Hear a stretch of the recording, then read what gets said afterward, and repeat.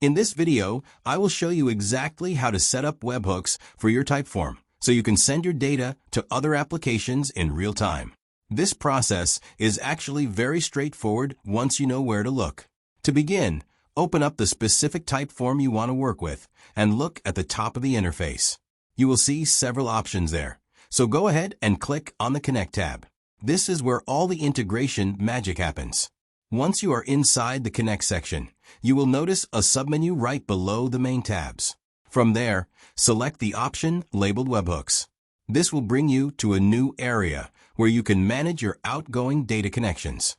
To get started with a new connection, simply click on the button that says Add a Webhook.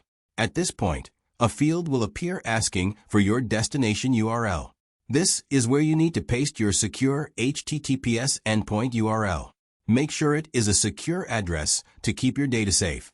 Then simply click Save Webhook to establish the initial link.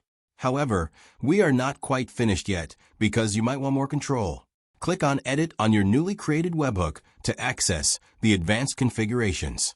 This is a very important step because it allows you to add an extra layer of protection by setting up a security secret using MAC SHA 256 encryption. You can also choose to enable SSL verification here to ensure everything remains encrypted during transmission. Finally, you should take a moment to adjust your triggers.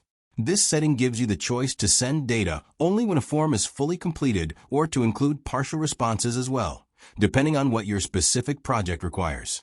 Once you have made your selections, just click Save Changes, and your Typeform is now fully integrated with your chosen endpoint. It is that simple to keep your data moving automatically and securely between platforms today.